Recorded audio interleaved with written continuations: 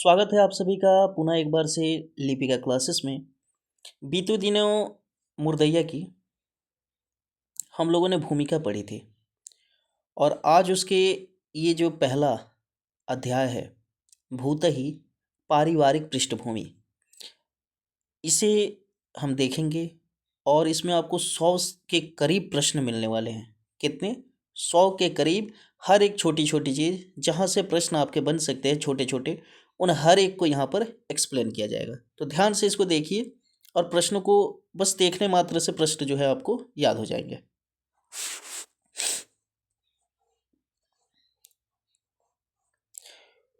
पहली लाइन है कि मूर्खता मेरी जन्मजात विरासत थी। मूर्खता क्या थी? मूर्खता लेखक की जन्मजात विरासत थी।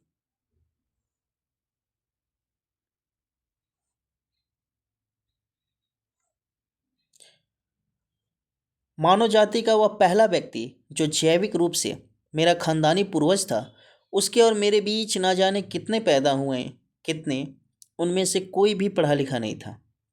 लगभग 2300 वर्ष पूर्व यूनान देश से भारत आए मीनांदर ने कहा कि आम भारतीयों को लिपि का ज्ञान नहीं है। कौन कहता है कि भारतीयों को लिपि का ज्ञान नहीं है? मीनांदर। कहाँ का था? यूनान देश। 2300 वर्ष पूर्व ये यहाँ पर आया था। ये बताता है कि भारतीयों को लिपि का ज्ञान नहीं है, मतलब लिपि का ज्ञान नहीं है तो पढ़ने लिखने का भी ज्ञान नहीं होगा, इसीलिए वे पढ़ लिख नहीं सकते। उसके समकालीनों ने तो कोई प्रतिक्रिया नहीं दी, किंतु भारतीय पंडों ने मीनांदर का खूब खंडन मंडन किया। हकीकत तो यह है कि आज भी करोड़ों भारतीय मीनांदर की कसौटी पर खरा उतरते हैं।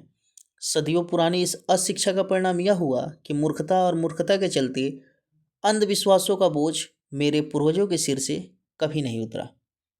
मूर्खता और मूर्खता के चलते अंधविश्वास। मूर्खता और मूर्खता के चलते अंधविश्वासों का बोझ क्या होता है? इनके पूर्वज, इनके जो पुरखा थे, उनके सिर से नहीं उतरता है। और यहाँ आप उस अंधविश्वास को बहुत अच्छे से देखेंगे। ठीक है, अभी आगे बढ़ने दीजिए। लिखते हैं कि शुरुआत यदि दादा से करूं, शुरुआत किन से करूं? शुरुआत यदि दादा से करूं तो पिताजी के अनुसार उन्हें एक भूत ने लाठियों से पीट पीट कर मार डाला था। किन के अनुसार? इनके पिता के अनुसार। दादा को किसने मारा है? तो भूत ने लाठियों से पीट पीट कर मार डाला था।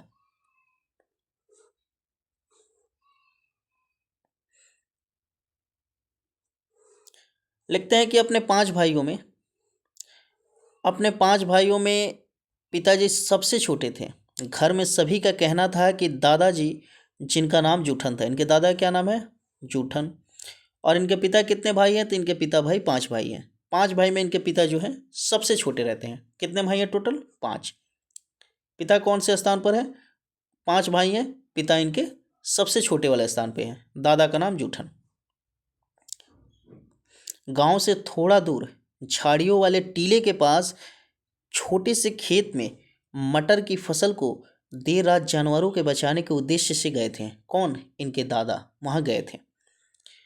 मटर के खेत में उन्हें फली खाता एक शाही नामक जानवर दिखाई दिया। शाही, बड़ा विचित्र सा शाही दिखते हैं। इनके सिर के ऊपर जो इनका बाहरी आवरण होता है, इस पर कांटे की तरह ना नुकीले नुकीले निकले रहते हैं।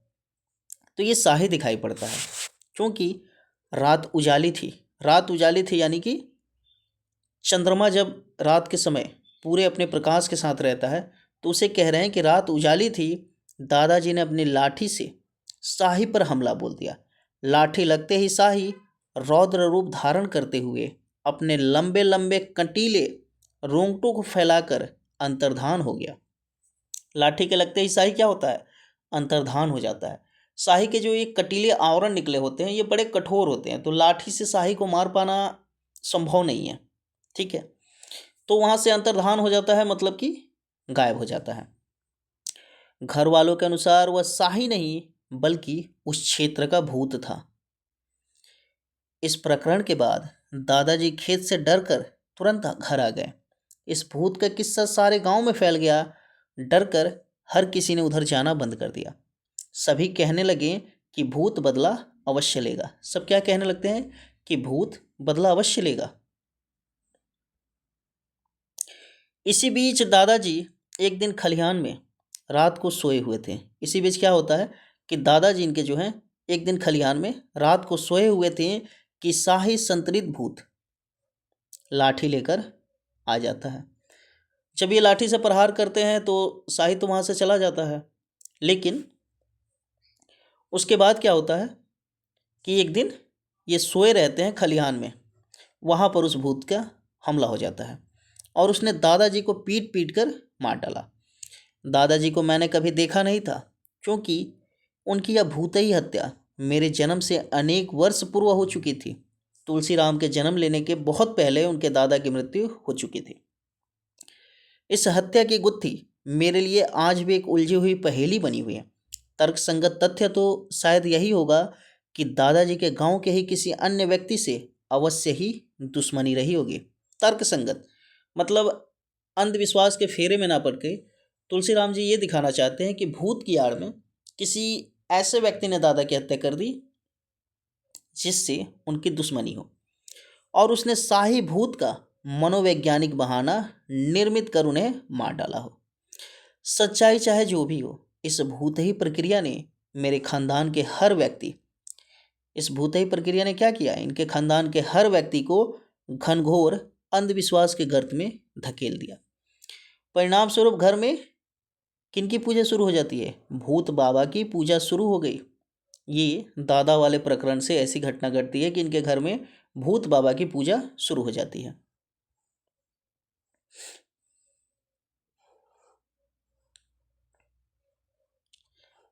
घर में ओझा का बोलबाला हो गया। किसी के सिर दर्द होते तो अझौती सुखौती शुरू हो जाती, सर दर्द के लिए भी ओझा। ऐसे भूतह वातावरण में किसी शिशु का जन्म आजमगढ़ जिले के धर्मपुर नामक गांव में 1 जुलाई 1949 को हुआ। तो उसकी विरासत कैसी होगी?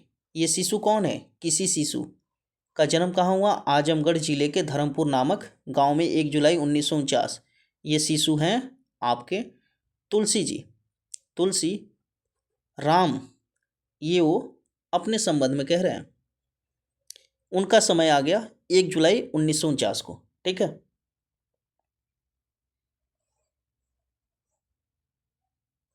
आगे देखिए, लिखते हैं कि जाहिर है शेषों काल में ही मैं मूर्खता जन्य अंधविश्वास के बोझ के तले दब गया। मेरी दादी का नाम मुसड़िया था। दादा का नाम ऊपर आया था जूठन, दादी का नाम यहाँ पर आ रहा है मुसड़िया। वह 100 वर्षों से भी ज़्यादा जिंदा रही। इनकी दादी कितने वर्ष जिंदा रहती है? तो 100 प्लस। उसके चेहरे तथा बाहों से लटकते हुए चिचुके चमड़े उसकी लंबी उम्र को प्रमाणित करते थे। यानी कि इनकी जो त्वचा थी, त्वचा झूल गई थी। त्वचा ने एक तरह से वो जैसे बुजुर्गों के होते हैं ना, छोड़ देना, उस तरह से इनकी त्वचा जो है झूल गई थी। गांव वालों का कहना है कि मेरी दादी ने कौवा का मांस खाया है। ये भी एक अंधविश्वास है, इसीलिए वह मरती नहीं। गांव में यह किंवदंती फैली हुई थी कि कौवा का मांस खाने वाला बहुत दिन तक जिंदा रहता है। जो भी वो दादी कहती थी कि महीने के किसी पक्ष के त्रयोदशी के दिन मेरे पिताजी का जन्म हुआ था, इसलिए उनका नाम तेरसी पड़ा। इनके पिता 5 भाई थे, 5 में छोटे थे, तो इनका नाम तेरसी पड़ा। तेरसी क्यों पड़ता है? त्रयोदशी किसी पक्ष के, कौन सा पक्ष था, शुक्ल पक्ष था या कृष्ण पक्ष था, ये ज्ञात नहीं है, लेकिन त्रयोदशी के दिन इनके पिता का जन्म होता है, जिसके कारण उनका नाम तेरसी पड़ जाता है। माता का नाम इनके क्या था? धीरजा था। लिखते चलिएगा, ठीक है। दादा का नाम जूठन, दादी का नाम मुसड़िया,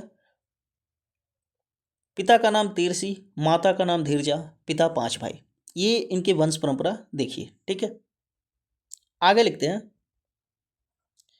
कि मेरे पिताजी को मछली मारने में महारत हासिल थी।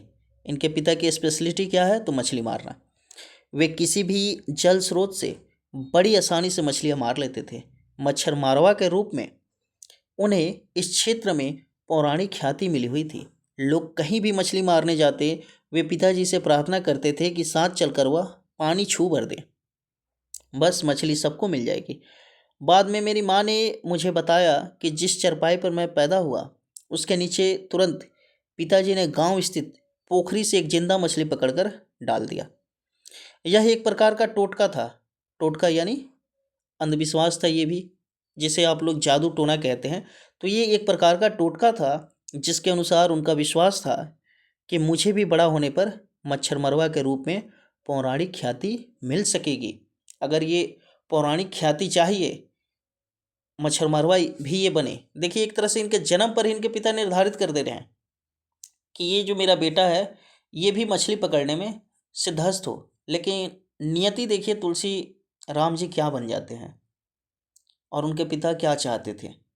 तो अभी कहानी आगे आगे चलेगी, आगे आगे आप देखेंगे।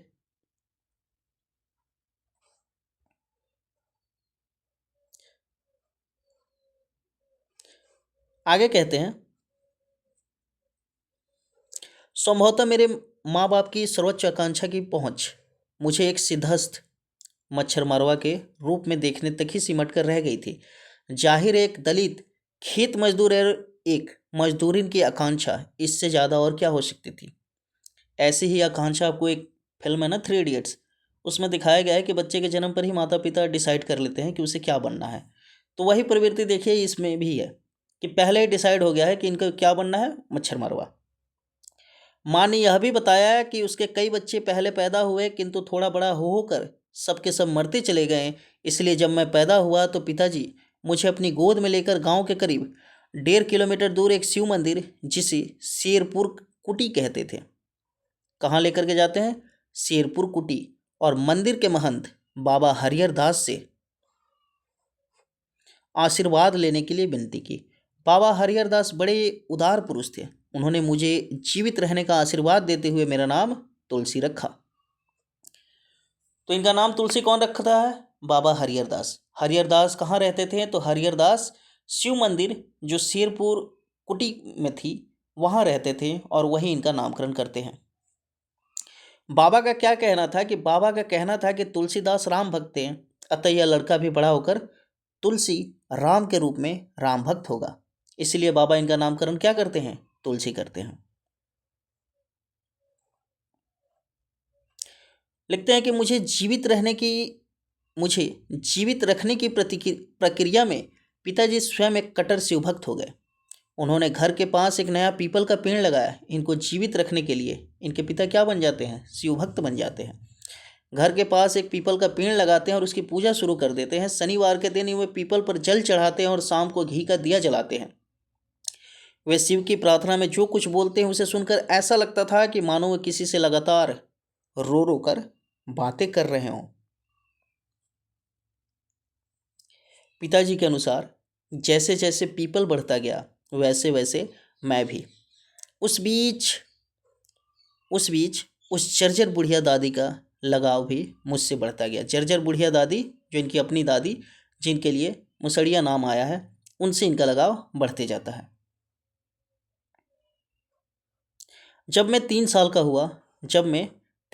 हुआ गांव में चेचक की महामारी आई। कितने साल के थे, 3 साल के ये थे, तब इनके गांव में चेचक की महामारी आती है। मेरे ऊपर उसका गहरा प्रकोप पड़ा। किसका, चेचक का। चेचक से मैं मरणासन हो गया, यानी कि मरने वाली अवस्था में ये पहुंच जाते हैं चेचक में। घर में स्थानीय ग्रामीण देवी देवताओं की पूजा शुरू हो गई। उस समय गांव में दलित के अलग देवी देवता होते थे जिनकी पूजा स्वर्ण नहीं करते थे। तो क्या पता चलता है कि 3 साल की उम्र में ये चेचक से ग्रसित होते हैं और घर में देवी देवताओं की पूजा होती है। यहाँ पर एक चीज़ और आपको दिखा रहे हैं कि देवी देवताओं के माध्यम से कि जो दलित थे इनके देवी देवता अलग थे और जो स्वर्ण समाज था इनके अलग थे। इनके क्या थे, इनके थे चमरिया माई, डीह बाबा। ये दो ऐसे ही देवी देवता थे जिनकी पूजा दलित करते थे। किनकी पूजा, चमरिया माई की, डीह बाबा की पूजा दलित करते थे। इन दोनों को सूअर तथा बकरे की बलि दी जाती थी। क्या बलि दी जाती थी, सूअर तथा बकरे की बलि देते थे ये दलित। बलि के अलावा हलवा, सुहारी यानी कि पूड़ी, धार और पुजोरा भी चढ़ाया जाता था। एक लोटा पानी में कुछ जायफल, छुहारा, लौंग आदि मिला दिया जाता है, जिसे धार कहते। धार किसे कहते थे, धार किसे कहते थे? तो एक लोटा पानी में जायफल, छुहारा, लौंग अगर मिला दिया जाए तो उसे धार कहते थे। और यही पूजा के समय चमरिया माई और डीह बाबा पर चढ़ाया जाता था, जिसे धार देना कहते थे। एक मुट्ठी जौ का आटा पुजारा कहलाता था। पू पुजौरा क्या कहलाता था? तो एक मुट्ठी जौ का आटा। चमरिया माई का स्थान उसी चमरिया माई का स्थान उसी मटर वाले भूतही खेत के पास झाड़ियों वाले टीले पर था। किसी उसी जहां पर इनके दादा पर शाही का हमला होता है, इसलिए कह रहे हैं उसी। आगे देखिए, लिखते हैं, वहां कुम्हार के आवा में पक्के मिट्टी के कुछ हाथी और घोड़े रखे हुए थे। यही हाथी घोड़े गांव के ब्राह्मणों के घर के पास डीह बाबा के स्थान पर भी रखे हुए थे। जैसा कि अवगत है, घर वाले भूत की भी पूजा करते थे, किंतु गांव में चमरिया माई या डीह बाबा की तरह उसका कोई स्थान ही निर्धारित नहीं था। गांव के दक्षिण पश्चिम कोण की दिशा में थोड़ी दूर पर दौलताबाद नामक एक दूसरा गांव था। दक्षिण पश्चिम कोण की दिशा में कौन सा गांव है? दौलताबाद। जिसके बाहर एक सुनसान जगह पर बहुत पुराना पीपल का विशाल पेड़ था। घर वालों के अनुसार यह भूत उसी पेड़ पर रहता था। कौन सा भूत? जो इन गांव वालों को परेशान करता है, या जो गांव वालों के मन में एक वहम बन गया था, वो उस भूत को मानते हैं कि यहीं रहता है। अतः वहीं जाकर उसकी पूजा की जाती थी। चेचक निकलने पर मनौती के अनुसार देवी शीतला माई की भी पूजा की जाती थी। शीतला माई का मंदिर गांव के करीब 10 किलोमीटर पश्चिमोत्तर में निजामाबाद कस्बे के पास था। शीतला माँ का मंदिर कहाँ है? तो गांव से 20 किलोमीटर पश्चिम निजामाबाद कस्बे में। ठीक है, गांव से 20 किलोमीटर पश्चिम निजामाबाद कस्बे में शीतला माँ का मंदिर है। और गांव से पश्चिम दक्षिण कोण में क्या है? दौलताबाद। ठीक है, वहां साल में एक बार गांव के सारे दलित मिलकर जाते हैं और शीतला माई को सुअर के बच्चे की बलि के अलावा हलवा और सुहारी भी चढ़ाई जाती थी। शीतला माँ को क्या चढ़ाया जाता था? सुअर के बच्चे के अलावा हलवा और सुहारी, जिसे ऊपर हमने कहा है कि पूड़ी, ये सब भी चढ़ाई जाती थी। शीतला माई का अति शीतला माई को अति प्रसन्न रखने के लिए मंदिर में वेश्याओं का नृत्य भी कराया जाता था। ऐसी नृत्यांगनाएं मंदिर के पास बड़ी आसानी से मिल जाती थी। ऐसी नृत्यांगनाएं कहाँ मिल जाती थी? मंदिर के पास बड़ी आसानी से मिल जाती थी। मेरे ऊपर चेचक का प्रकोप इतना जबरदस्त था कि जीवित रहने की उम्मीद घर वाले लगभग छोड़ चुके थे। उपरोक्त देवी देवताओं की मनौतियों के अलावा कोई चिकित्सीय इलाज किसी भी तरह संभव नहीं था, क्योंकि घर वाले घोर अंधविश्वास के कारण दवा लेने से हट के साथ इनकार कर देते थे। वैसे भी उन दिनों चेचक लाइलाज बीमारी थी। उन दिनों 1949, 50, 55 के दौर में चेचक क्या थी? लाइलाज बीमारी थी। घर वाले इसे शीतला माई का प्रकोप समझते थे। आज भी गांव में देखिएगा, चेचक होने पर लोग कहते हैं माता आई है, और कुछ घरेलू नुस्खे से ही उन पर काबू पा लिया जाता है। तो पास के गांव से एक ओझा आता है और कभी भी स्पष्ट ना होने वाले कथित मंत्रों को बड़बड़ाते हुए, लौंग तोड़ते हुए झाड़ फूक करता था। पास के गांव से कौन आता था? ओझा। कब? जब चेचक होता था। और कभी ना समझने वाले मंत्र, मतलब ऐसे मंत्र पढ़ता था जिससे जो समझ में ना आया। वह नीम के पेड़ की छोटी डाल तोड़कर पत्ते समेत पूरी देह पर फेरता रहता था। उधर मेरी बुढ़िया दादी, जो चमरिया माई की अटूट भक्ति थी। इनकी दादी किनकी भक्ति थी? चमरिया माई की अटूट भक्ति थी। कड़े की आग में घी डाल डालकर जय चमरिया माई की बार बार रट लगाते हुए अगियारी करती रहती थी। दादी मेरी माँ से ज़्यादा रोती रहती थी। माँ से ज़्यादा दादी रोती थी। अंततोगत्वा चेचक की आवश्यक बीमारी वाली अवधि समाप्त होने के साथ मैं ठीक होने लगा। घर वाले अटूट विश्वास के साथ कहते हैं कि उनकी पूजा पाठ से जिंदा बच गया। उनकी पूजा पाठ से जिंदा बच गया। इस बीच विभिन्न मनौतियों में सुअरों बकरों की बलि में भैंसा भी शामिल हो चुका था। मेरी जान तो बच गई, किंतु चेचक का प्रकोप हटते ही मेरी पूरी देह पर गहरे गहरे घाव के दाग पड़ गए। चेचक तो हट जाता है, इनकी जान तो बच जाती है, लेकिन चेचक की निशानी जो है इनके शरीर पर रह जाती है। आज भी आप लोग देखेंगे कुछ लोग दिखते हैं जिनके चेहरे पर खुरदुरे खुरदुरे दाग दिखते हैं, तो ये खुरदुरा दाग जो होता है ना, बचपन में चेचक निकलने के कारण ही होता है। विशेष रूप से मेरा चेहरा इन दागों का भंडारण क्षेत्र बन गया।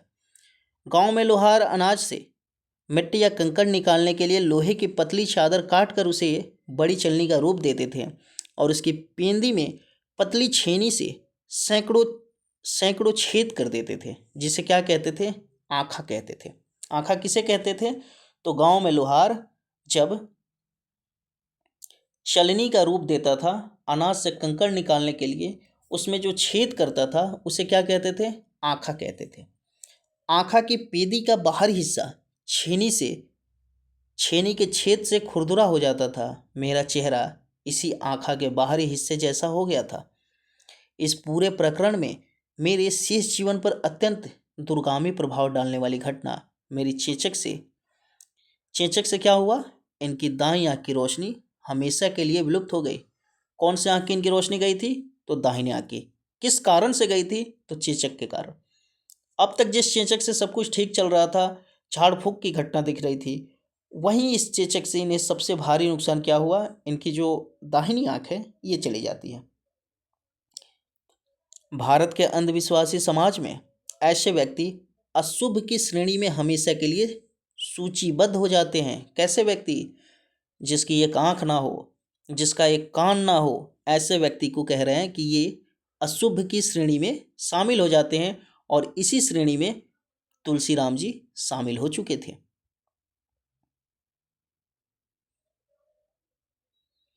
आगे देखिए, कह रहे हैं कि ऐसी श्रेणी में मेरा भी प्रवेश मात्र 3 साल की अवस्था में हो गया था। 3 साल की उम्र में ही चेचक हुआ था, तो 3 साल में ही जाएंगे। अतः घर से लेकर बाहर तक सबके लिए मैं अपशकुन बन गया। जब इन्हें चेचक से आंख चली जाती है तो ये घर से बाहर तक सबके लिए अपशकुन बन जाते हैं।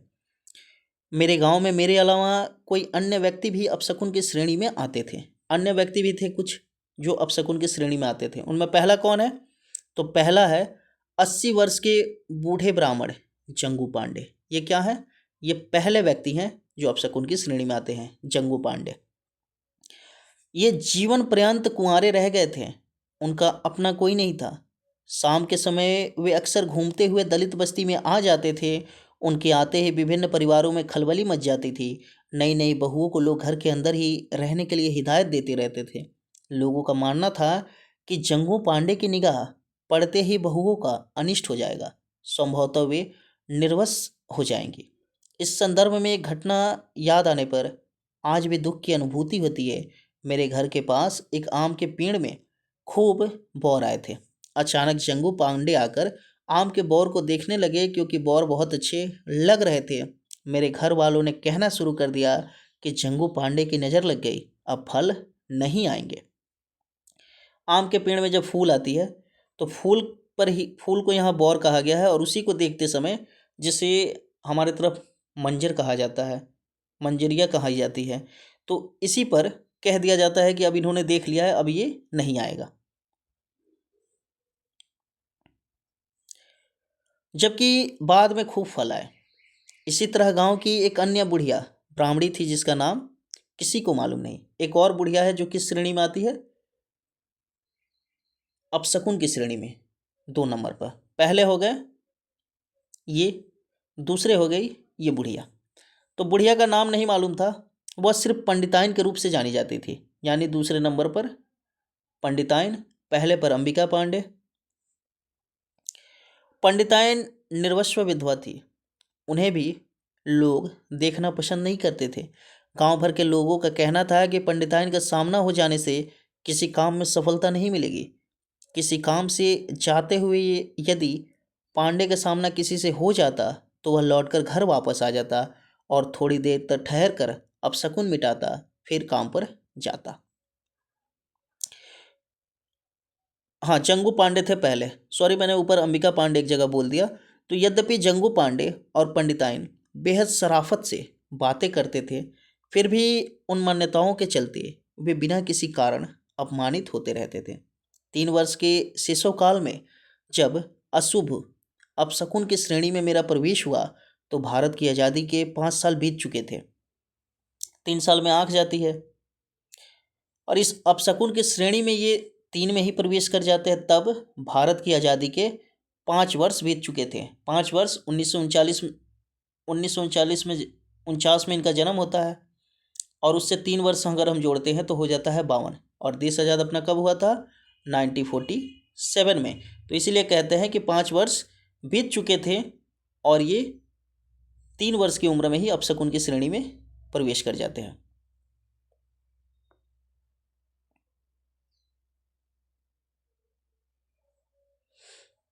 आगे देखिए, सन 1952 का साल अपनी चरण सीमा की ओर बढ़ रहा था। धीरे धीरे मेरे मस्तिष्क में उस ग्रामीण परिवेश से उत्पन्न संवेदनाएं हिलने डुलने लगी। 1952। अपने 5 भाइयों में मेरे पिताजी सबसे छोटे थे। सभी का एक संयुक्त परिवार था जिसमें छोटे बड़े लगभग 50 व्यक्ति एक साथ रहते थे। इनके पिता 5 भाई थे, ये हमने ऊपर भी देखा है। अब इनके परिवार में कितने व्यक्ति थे? तो ज्वाइंट फैमिली थी और सारे लोग मिलकर के 50 व्यक्ति होते थे जो एक साथ रहते थे।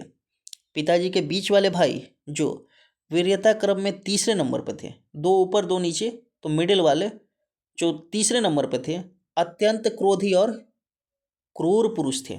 कौन से इनके पिता का भाई अत्यंत क्रोधी और क्रूर पुरुष था? तो तीसरे नंबर का भाई, तीसरे नंबर पे जो था अत्यंत क्रोधी और क्रूर पुरुष थे। अकारण कोई भी व्यक्ति उनकी भद्दी भद्दी गालियों का शिकार बन जाता। उनके 2 बेटे एकदम उन्हीं जैसे क्रूर थे। वे सभी मुझे अक्सर कनवा कनवा कहकर पुकारते थे। घर में कोई अन्य भी कभी कभी ऐसा ही कहते थे। इसके अलावा यह कि अभी भी कोई वैसा कहने से मना नहीं कर पाता। यहाँ तक कि मेरी माँ भी सिसकियाँ भरते हुए चुप रह जाया करती थी, जिसका कारण था उन व्यक्तियों का क्रूर व्यवहार। तो इनको कनवा की उपाधि मिल गई थी। आँख चली गई थी दाई, तो उपाधि किसकी मिल जाती है? कनवा की। घर वाले कनवा कहने लगते। अब चूंकि इनके जो 3 नंबर वाले चाचा हैं, बीच वाले जो चाचा हैं, वो जिस स्वभाव के थे उसी स्वभाव के उनके चाचा के लड़के भी थे। तो इनकी माँ भी चुप रहती थी। लिखते हैं कि मेरी दादी का मुझसे अटूट लगाव दिन प्रतिदिन बढ़ता जा रहा था। मैं उस भारी भरकम संयुक्त परिवार का सबसे छोटा सदस्य था। भारी भरकम संयुक्त परिवार कितने लोग थे इसमें? पूरे 50 लोग थे, तो भारी भरकम कह सकते हैं। दादी रात को भी मुझे अपने पास सुलाती और हमेशा मेरे मुंह पर हाथ फेरते हुए चमरिया माई को विनती करती रहती। मैं जैसे जैसे बड़ा होता गया वैसे वैसे मेरा अपशकुन और अपमान भी बृहद होता गया, विशेष रूप से परिवार के अंदर। बाद में थोड़ा समझदार होने पर दादी ने बताया कि चेचक निकलने के पहले घर में सबसे छोटा होने के कारण परिवार के सभी सदस्यों में मुझे गोद में लेकर खिलाने की होड़ लगी रहती थी। किंतु चेचक के बाद सब कुछ बदल गया। चेचक निकलने के पहले परिवार में ये सबसे छोटे थे, तो हर कोई लाड प्यार दुलार से इन्हें गोद में लेता था। लेकिन जब चेचक के कारण इनकी एक आंख चली जाती है तो क्या होता है? तो इन्हें जो प्यार मिलता था, जो लाड दुलार मिलता था, वो प्यार ना रह करके, वो राग ना रह करके विराग में बदल जाता है। एक तरह से तिरस्कार में चला जाता है। इनके प्रति लोगों का व्यवहार बदल जाता है। पिताजी के बीच वाले कटु हृदय भाई का नाम नग्गर था। कौन से भाई का नाम नग्गर था? जो बात बात पर नाराज और अकारण उनकी गाली का कोई शिकार हो जाता था। 3 नंबर, 3 नंबर वाले भाई का नाम नग्गर है। वे यदि घर में किसी बात से नाराज होते हैं तो तुरंत खाना पीना छोड़ देते थे। एक तरह से वे गांधीवादी अनशन पर बैठ जाते हैं। ये इनके नग्गर चचा की खूबियां हैं।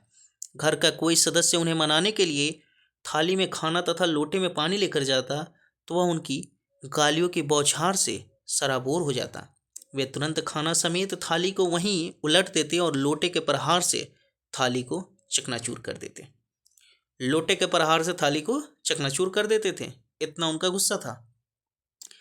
उस समय घर गांव में सबके पास कांसे या फूल नामक धातु की थालियां और लोटे हुआ करते थे, जो किसी भी तरह के प्रहार से खंड खंड हो जाते हैं।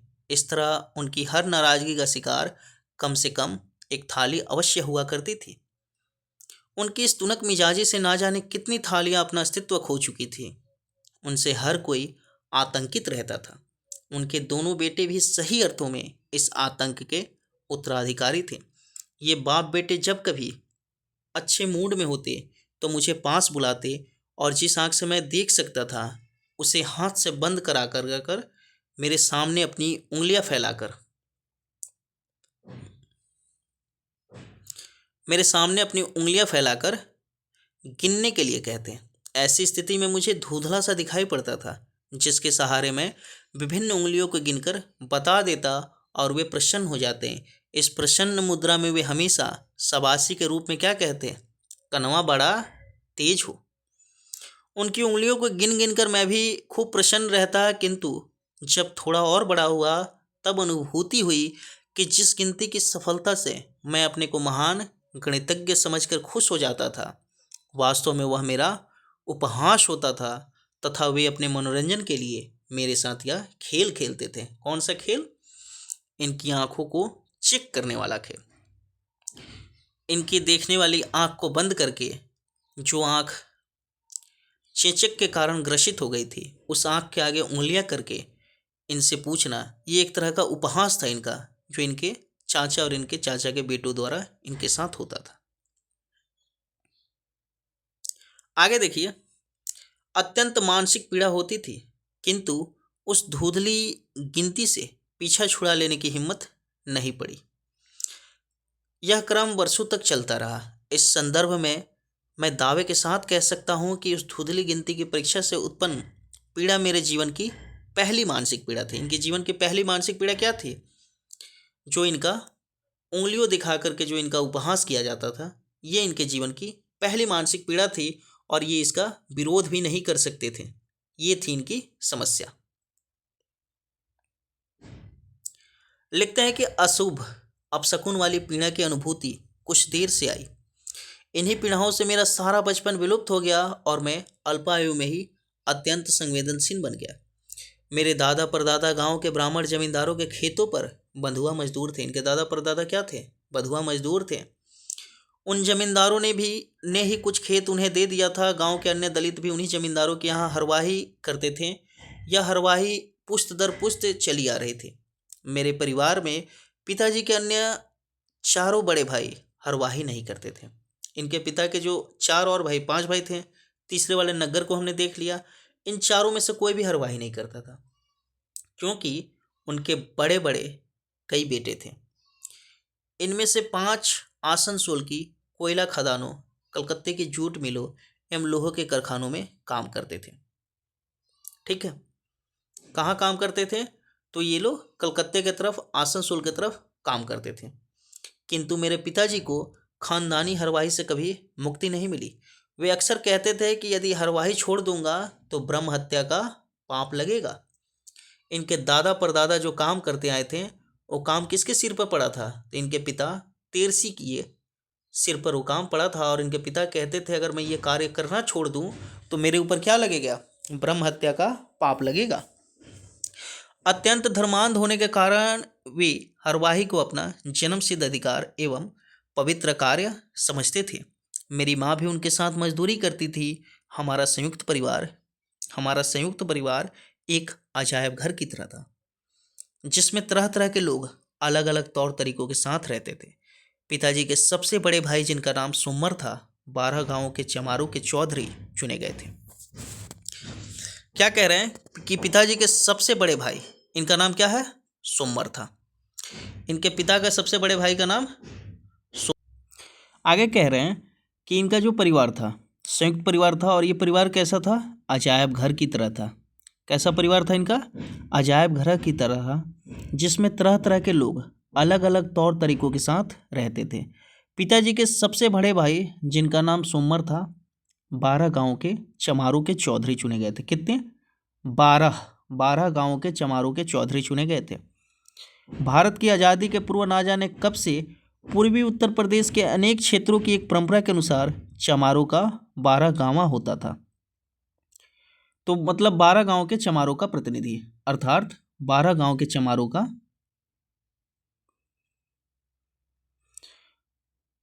अर्थात 12 गांवों के चमारों की एक बृहद पंचायत होती थी, बड़ी सी पंचायत होती थी जिसमें 12 गांव के चमार होते थे, जिसमें कोई एक व्यक्ति सर्वसम्मति से चौधरी चुना जाता था। इस चौधरी को व्यवहारिक रूप में एक न्यायाधीश की तरह अधिकार प्राप्त होता था। 12 गांव में 12 गांव के चमार अपनी किसी भी आपसी झगड़े के निपटोर के लिए चौधरी के पास जाते हैं। फिर पंचायत बुलाई जाती है, जिसमें घंटों की मत्थापच्ची के बाद चौधरी अपना अंतिम फैसला देते, जो तुरंत सभी को मान्य हो जाता था।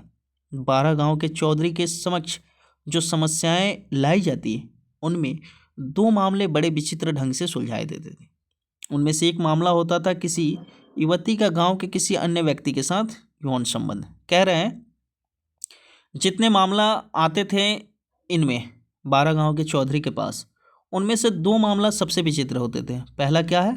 किसी युवती यानी किसी लड़की का गांव के किसी अन्य व्यक्ति के साथ यौन संबंध हो जाना, तो उसका बिना विवाह गर्भवती हो जाना, तथा दूसरा था किसी चमार द्वारा मरे हुए पशु गाय, बैल या भैंस का मांस खाया जाना। ये दो ऐसी समस्याएं थी जिनका निपटारा है बड़े विचित्र ढंग से होता था। कौन कौन सा? एक मरे हुए पशु का मांस खाने वाला, गाय, बैल या भैंस का, और दूसरा किसी युवती का किसी अन्य से यौन संबंध स्थापित करना। अब मरे हुए पशु के मांस को खाने की मनाही क्यों थी? तो मरे हुए पशु का मांस खाने के संदर्भ में एक उल्लेखनीय तथ्य यह है कि, कौन सा तथ्य उल्लेखनीय है? कि आज़ादी के पूर्व हमारे क्षेत्र के सभी चमार गाय, बैल तथा भैंस मर जाने पर उसका मांस खा जाते थे। मेरी बुढ़िया दादी अक्सर मुझे सोते समय अपनी युवावस्था के अनेक संस्मरण सुनाया करती थी, जो अत्यंत रोचक और चमत्कारक हुआ करते थे। दादी की ये संस्मरण उसकी शतकीय उम्र को देखते हुए संभवतः सन 1860 या 70 के दशक के मालूम पड़ते थे। मैं इन संस्मरणों को बहुत ध्यान से सुनता था। एक ऐसे ही संस्मरण में दादी ने बताया कि जब वह ब्याह कर हमारे गांव आई तो देखा कि गांव में किसी की गाय, भैंस या बैल मर जाता तो पास स्थित जंगल में ले जाकर उसका चमड़ा निकाला जाता। फिर उसके बाद गणासे और कुल्हाड़ियों से काट काट कर उसका मांस क्या होता, सारे दलित बांस से बनी हुई टोकरियों में भरकर घर लाते। मांस काटने का काम प्रायः महिलाएं करती थीं। दादी यह भी बताती है कि जिस समय कोई चमार पुरुष मरे हुए जानवर का चमड़ा निकालना शुरू करता, अचानक सैकड़ों की संख्या में वहां गिद्ध मंडराने लगते तथा दर्जनों कुत्ते आकर भौंकने लगते थे। कुछ सियार भी चक्कर मारते, किंतु कुत्तों और महिलाओं की उपस्थिति को देखकर वे पास नहीं आ पाते थे। मरे पशु के मांस के बंदर बाट में महिलाओं के साथ कुत्तों और गिद्धों में उग्र होड़ मच जाती थी। दादी भी उस होड़ में शामिल हुआ करती थी। दादी मांस के कुछ हिस्सों को आवश्यकता अनुसार इस तरह आवश्यकता अनुसार तुरंत पकाती, किंतु अधिकांश बचे हुए कच्चे मांस को कई दिनों तक तेज धूप में सुखाती। खूब सूख जाने पर मांस को कच्ची मिट्टी से बनी कोठली में रखकर बंद कर देती। मांस को क्या किया जाता था? तो कच्ची मिट्टी से बनी कोठली में रखकर बंद कर दिया जाता था। इस प्रक्रिया से सूखे मांस का भंडारण बढ़ता जाता। ताज़ा मांस जितना खाना रहता इतना ये लोग खा लेते थे। उसके बाद उसे सुखा करके फ्यूचर के लिए भी रखते थे। और साल के उन महीनों में जब खाने की वस्तुओं का टोटा पड़ जाता तो सूखे मांस को नए तरीके से पका कर परिवार के लोग अपना पेट भरते। मरे हुए इन पशुओं के मांस को डांगर कहा जाता था। मरे हुए पशुओं के मांस को क्या कहा जाता था? डांगर। आज़ादी के बाद चमारों ने डांगर खाना बंद करने का अभियान चलाया, जो अत्यंत सफल रहा। देश आज़ाद हो जाता है, उसके बाद डांगर ना खाने का ये अभियान चलाते हैं, जिसके संदर्भ में ऊपर हमने देखा कि गाय, बैल ये जो थे इनके मांस ये नहीं खाएंगे। अगर उन्हें कोई खा जाता है तो 12 गांवों में जो उनके प्रति निर्णय लिया जाता था वो बड़े विचित्र ढंग का होता था।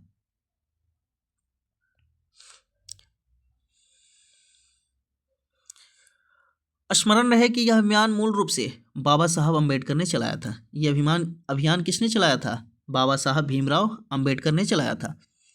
किंतु हमारे 12 गांव में उन्हें कोई नहीं जानता था, बल्कि जगजीवन राम काफ़ी लोकप्रिय थे। अंबेडकर से ज़्यादा कौन लोकप्रिय थे? जगजीवन राम जी। डांगर विरोधी अभियान की सफलता के बावजूद किसी किसी गांव में कई एक चोरी छिपे डांगर लाकर खाया करते थे, किंतु पकड़ लिए जाने पर उनका मामला चौधरी के पास लाया जाता था। मेरे सबसे बड़े सोमर चाचा आज़ादी के पूर्व कभी चौधरी चुने गए थे। वे बड़े तर्कबाज बातूनी थे। नग्गर जहाँ घुसैल और गाली गलौज वाले प्रवृत्ति के हैं, वहीं इनके जो बड़े चाचा सुम्मर चाचा हैं तर्कबाज और बातूनी हैं। इसीलिए जीवन पर्यंत ये चौधरी बने रहते हैं। उनकी बातों में दम होता था, साथ ही निष्पक्षता भी, जिसके कारण उन्हें बदल देने की आवाज़ नहीं उठती थी।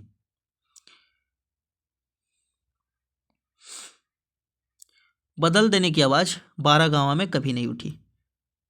बारागांवा से किसी भी मामले के आने के बाद बुलाई गई पंचायत हमारे घर के सामने स्थित कुएं के काफ़ी बड़े चबूतरे पर बैठकर की जाती थी। पंचायत में 12 गांवों के प्रतिनिधि आते थे, जिसके कारण भारी भरकम भीड़ हो जाती थी। पंचायत शुरू होती ही गांजा तथा हुक्का पानी का लंबा दौर चालू हो जाता था। स्वयं हमारे परिवार के 10 लोग आला दर्जे के गजेड़ी थे। इनके परिवार के कितने लोग गजेड़ी थे? तो 10 लोग आला दर्जे के गजेड़ी थे। टोटल परिवार में 50 लोग भी थे, ये भी ध्यान रखिएगा। शाम के समय सभी गांजा पीते और मुझे बार बार पुआल की रस्सी की बड़ी सी गांठ बनाकर उसे जलाना पड़ता। जब जलकर वह लाल हो जाती तो उस धधकती आग को गांजे से भरी चीलम के ऊपर रखना पड़ता था। लगभग 5 साल की उम्र में ही रस्सी की गांठ जलाने की मेरी नौकरी पक्की हो गई थी। इस काम से मुझे बड़ी नफरत थी, किंतु मजबूरी में करना पड़ता था। नफरत का सबसे बड़ा कारण था किसी भी प्रकार के धुएं से मेरा दम घुटता था, और जो गांजे का जो धुआं होता है उस सिगरेट से काफ़ी ज़्यादा नुकसानदायक होता है, तो दम घुटना इनका स्वाभाविक था। मेरे बड़े होने पर इसकी पहचान एक एलर्जी के रूप में की गई। पंचायत के दिन रस्सी जलाने की ड्यूटी बड़ी लंबी हो जाती थी।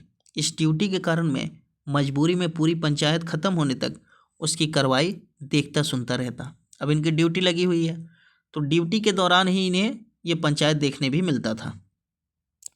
जैसा कि पहले कहा जा चुका है कि यौन संबंध तथा डांगर खाने के मामले पंचायत द्वारा बड़े विचित्र ढंग से सुलझाए जाते थे।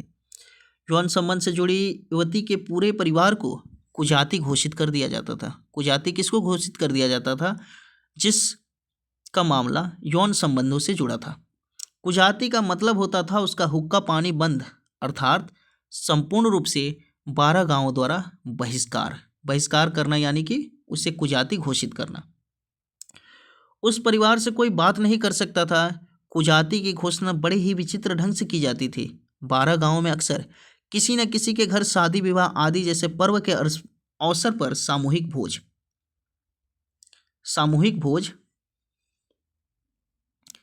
भोज हुआ करता था। ऐसे किसी भोज में कुजाती किए जाने वाले व्यक्ति को निमंत्रित किया जाता, और जब सभी के साथ वह खाने के लिए कतार में बैठता तो सबके साथ पत्तल में उसे भी खाना परोसा जाता। लेकिन जो ही वह व्यक्ति खाना हाथ में लेकर मुंह की ओर बढ़ता, तुरंत एक अन्य व्यक्ति उसका हाथ पकड़ लेता। फिर सभी एक साथ बोलते कि उसे कुजाती घोषित कर दिया गया है। बताइए, जब कुजाती घोषित ही कर दिया जाता था तो फिर उसे बुलाया है क्यों जाता था भाई खाने? तो ये इनकी प्रक्रिया थी, बेइज्जत करने वाली प्रक्रिया, जिसे बेइज्जत करना कहते हैं। पहले बुलाओ, फिर उन्हें खड़ा करके कहो कि हाँ, हमने आपको कुजाती किया। इसीलिए वह नहीं खा सकता। कुजाती घोषित होने के बाद वह आदमी अपमानित होकर वहाँ से अपने घर वापस लौट जाता था।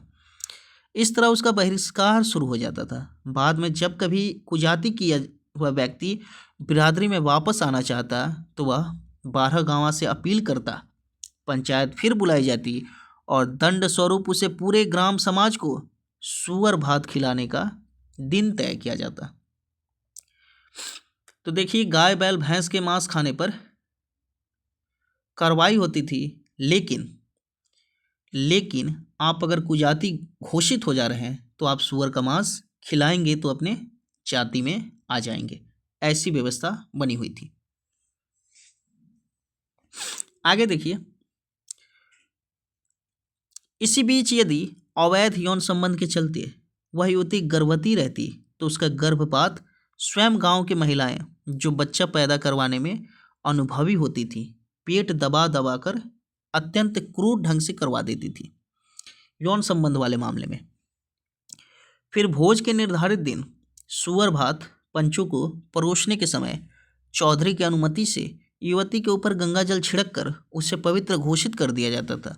उसके बाद कुजाती परिवार के पाप को माफ करने के लिए भोज में उपस्थित पंचों से अपील की जाती। सभी पंच एक साथ जोर का नारा लगाते हैं, बोला बोला सीताराम। उसके बाद वे कहते हैं पाप माफ कर दिया गया। ये कब बोला जाता था? बोला बोला सीताराम। तो ये जब कुजाती से निकाला जाता था तब बोला जाता था। इसके बाद वे कहते हैं कि पाप माफ कर दिया गया। इसके साथ ही वह परिवार बिरादरी में वापस आ जाता था। डांगर खाने वाले के साथ भी यही दंड विधान अपनाया जाता था। छोटे मोटे झगड़ों के निपटारे के लिए दोषी व्यक्ति को दंड स्वरूप विवाह आदि जैसे अवसरों पर बिछाई जाने वाली बड़ी दरी तथा खाना पकाने के लिए बड़े कांसे या पीतल के हांडे ग्राम समाज को देने के लिए कहा जाता।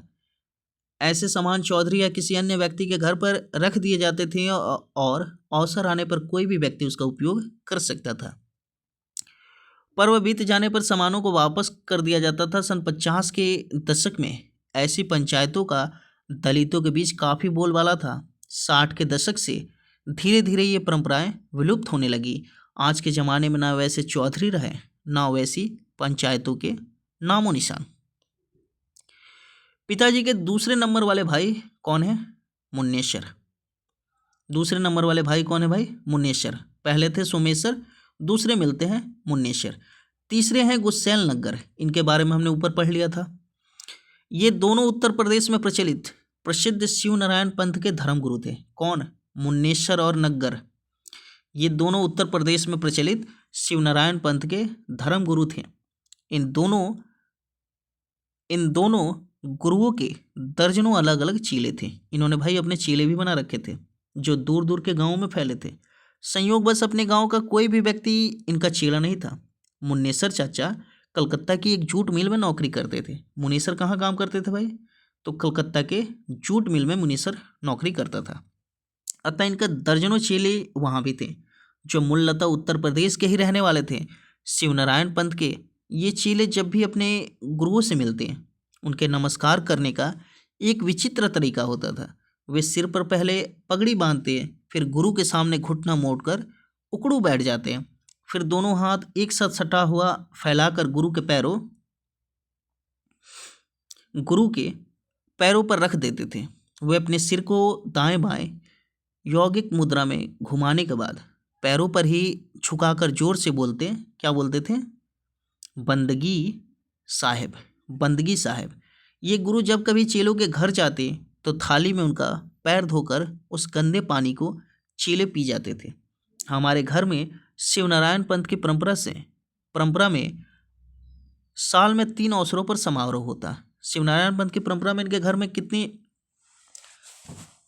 समारोह होते थे? तो 3 अवसरों पर समारोह होते थे जिसमें बड़ी संख्या में चेले उपस्थित होते हैं।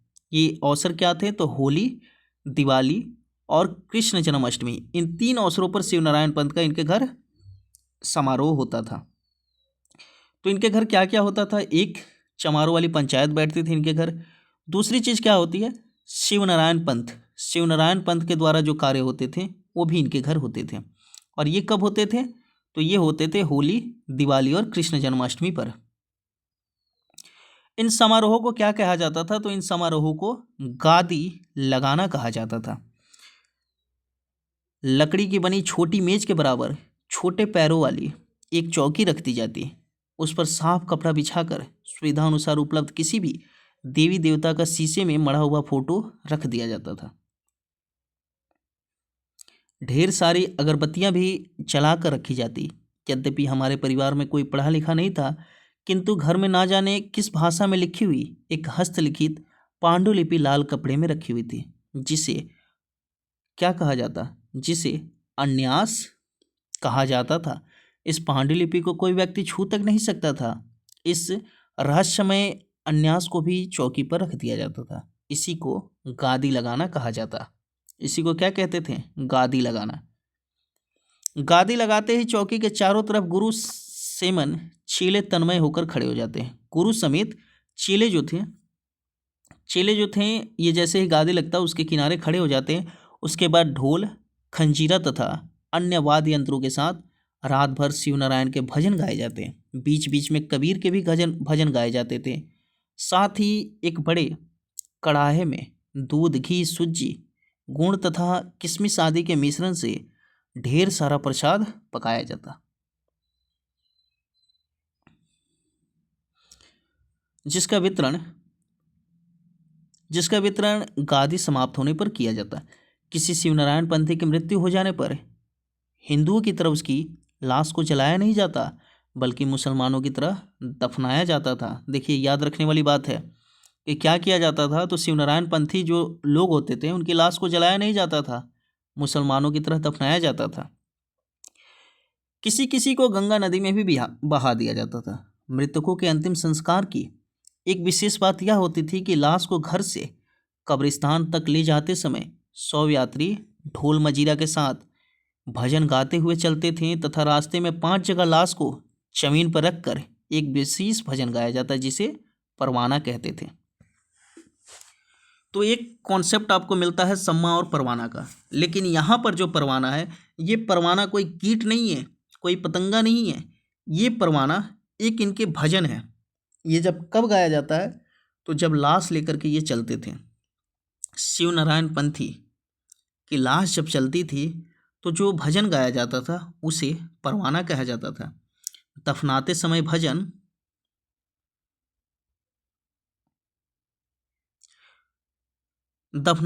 भजन गायकी तथा वाद्य यंत्रों की रफ्तार बेहद तेज हो जाती थी। सारे 100 यात्री मृत्यु के तीसरे दिन मृतक के घर इकट्ठे हो जाते। मृतक के घर कब इकट्ठे होते थे?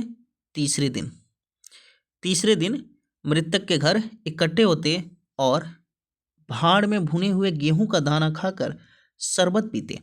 गेहूं के दाने को क्या कहते हैं? बहुरी कहा जाता था। मरने के बाद जो तीसरे दिन उसके घर पे दाने मिलते थे, उस गेहूं के दाने को बहुरी कहा गया है। बहुरी के संदर्भ में एक रोचक तथ्य यह है कि गांव के दलित महिलाएं आपस में झगड़ा करते समय एक दूसरे के बेटे, पिता, पति या किसी अन्य की बहुरी भूजने का थाप देती। तो ये बहुरी भूजने का थाप देती मतलब कि सामने वाले की मरने की कामना करती, तो उसे बहुत बुरा माना जाता था। जाहिर है, बहुरी भूजने का मतलब होता था कि विपक्षी के सगे संबंधियों की मृत्यु की कामना। बाद में मृत्यु के 13वें दिन 13वीं के अवसर पर बहुत बड़ा मृत्यु भोज होता था। शिवनारायण पंथ की सबसे बड़ी विशेषता यह है कि इसके संस्थापक शिवनारायण स्वयं उत्तर प्रदेश के बलिया जिले के एक क्षत्रिय थे। शिवनारायण पंथ की विशेषता क्या थी? इसके संस्थापक कौन थे? शिवनारायण। कहाँ के रहने वाले थे? तो भाई शिवनारायण उत्तर प्रदेश के बलिया जिले के एक क्षत्रिय थे, किंतु उनके अनुयायी सिर्फ दलित जाति के लोग बने। ये भी एक तथ्य है कि जो शिवनारायण रहते हैं खुद क्षत्रिय रहते हैं, लेकिन उनके जितने चेले बनते हैं सारे दलित बनते हैं, और जबकि शिवनारायण जी स्वर्ण है।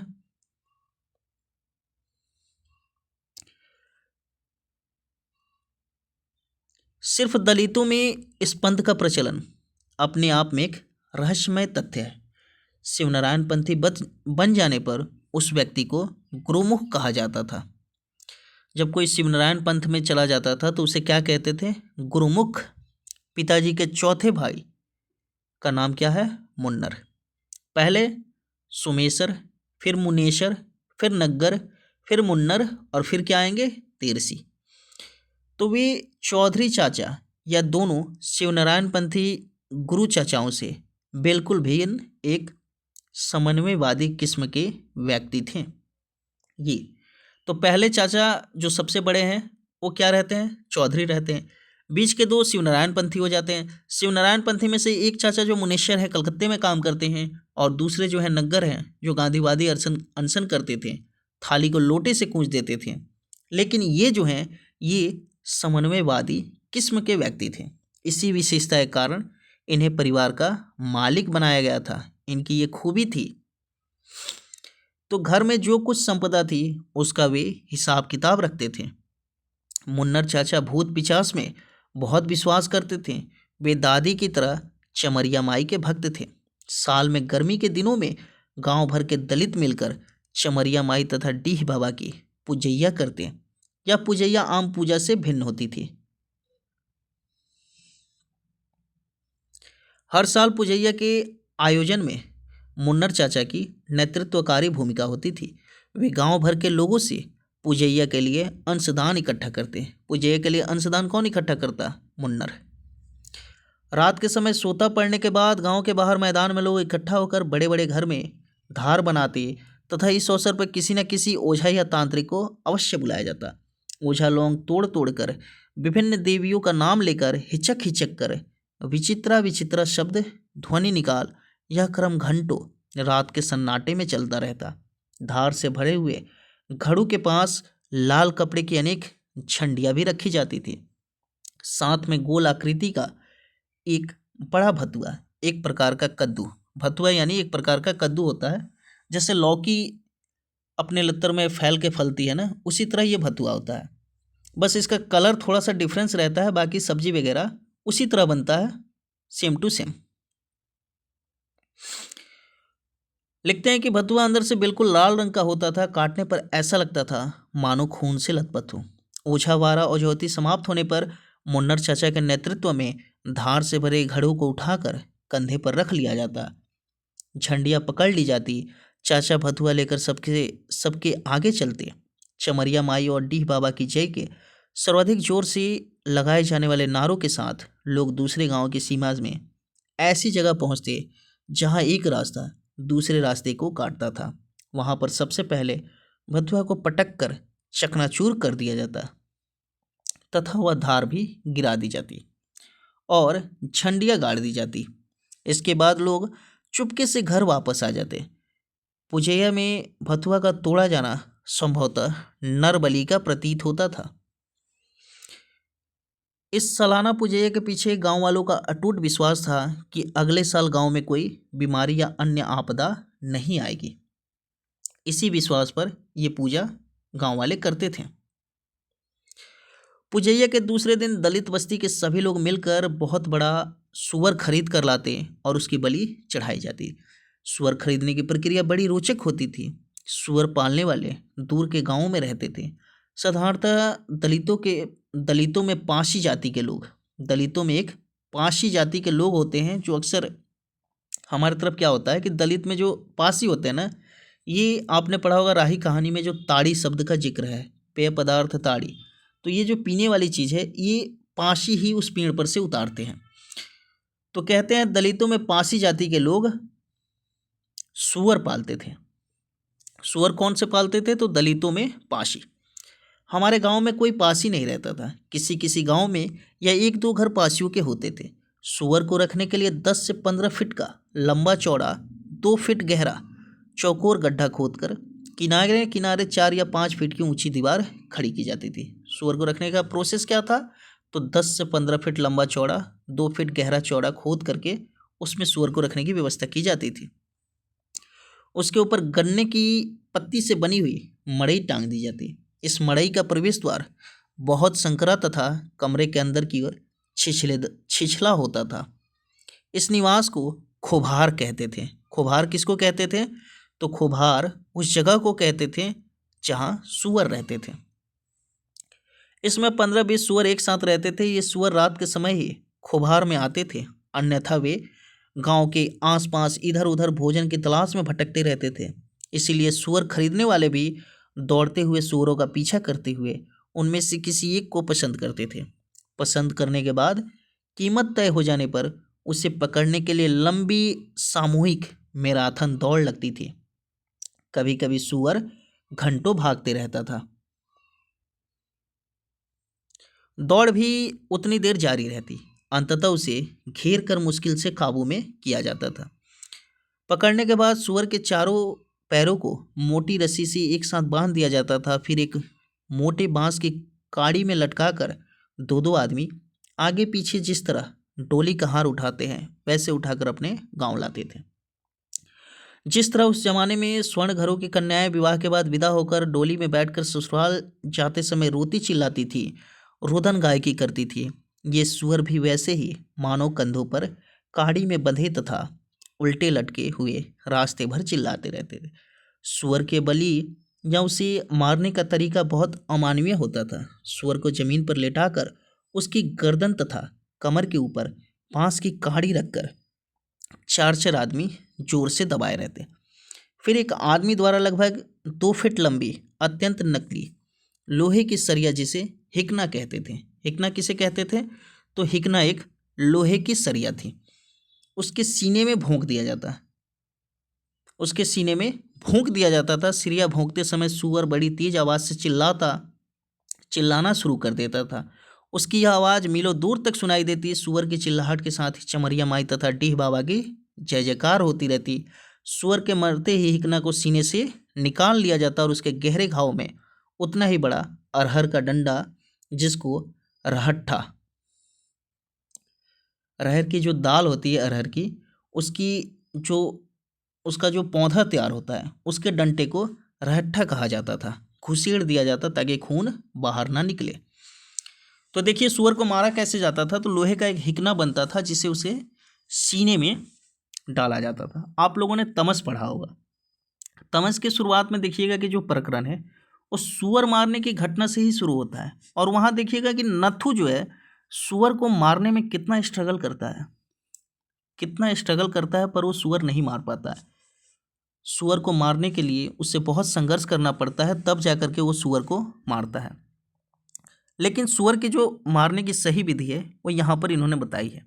जब तक सूअर के सीने में वार नहीं किया जाएगा तब तक वो नहीं मरता है, और ये हिकना घोंप करके ही उसे मारा जाता है।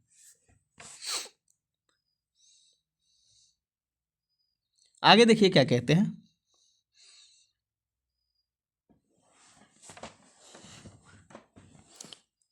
उसके बाद गन्ने की पत्ती जलाकर खूब भूना जाता था ताकि उसके चमड़े में घुसे बालों की जड़ें समाप्त हो जाए। उसके बाद सूअर के पूंछ के पास का पूंछ समेत करीब 1 किलो का मांस का बड़ा टुकड़ा सबसे काट कर निकाल लिया जाता था। उस पूरे टुकड़े को पूंछ ही कहा जाता था, जिसे हमारे 12 गांव के चौधरी चाचा को समर्पित किया जाता था। गांव में जब भी सूअर की बलि या बिना बलि वाला सूअर मारा जाता, यह 1 किलो की पूंछ चौधरी के नाम पर हमारे परिवार को मुफ्त में मिलती थी। बाकी मांस आवश्यकता अनुसार हर परिवार पैसे से खरीदता था। सूअर की पूंछ चौधरी चाचा की 12 गांवों में विशिष्ट प्रतिष्ठा और उनकी न्यायिक भूमिका की मान्यता का प्रतीक थी। यह परंपरा चौधरी चाचा के जीवन पर्यंत जारी रही। जब तक उनका जीवन रहा तब तक ये जारी रही।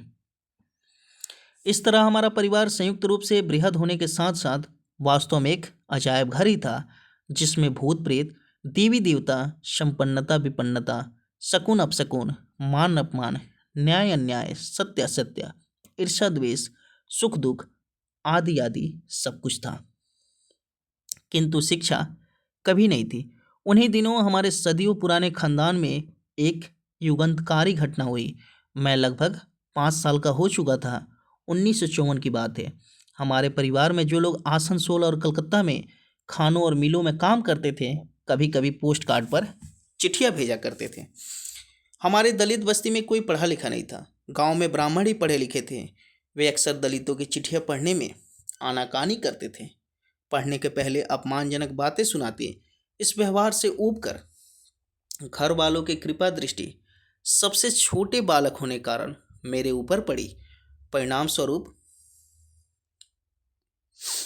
पूर्वोत्तर के शिव मंदिर के पास स्थित प्राइमरी स्कूल में मुझे चिट्ठी पढ़ने लायक बनाने के उद्देश्य से भेजा जाने लगा।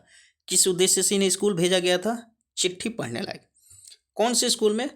तो पूर्व उत्तर में जो शिव मंदिर के पास प्राइमरी स्कूल था, उसमें इनको चिट्ठी पढ़ने के लिए भेजा गया। कोई खास विशेष शिक्षा इन्हें ग्रहण कराने का उद्देश्य इनके परिवार का नहीं था।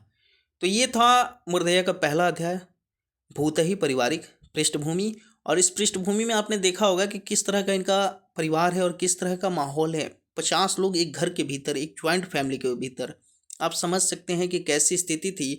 और उसमें भी इनके काने होने के बाद इनके प्रति जो लोगों का रवैया बदलता है, मैं ये नहीं कहूँगा कि तुलसीराम बंटी की तरह सोचने लगे थे, पर ये ज़रूर कहूँगा कि हाँ, उन्हें कहीं न कहीं अपने उपहास का बोध होता था और उस बोध के साथ ही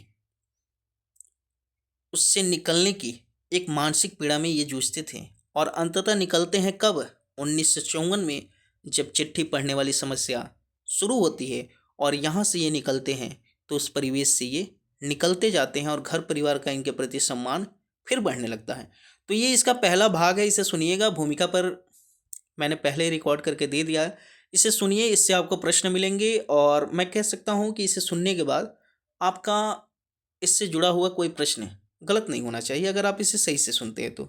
ठीक है, धन्यवाद आप सभी को। अगर ये अच्छा लगता है तो चैनल को लाइक करिए, वीडियो को शेयर भी करिएगा। ठीक है, फिर मिलेंगे नेक्स्ट वीडियो में।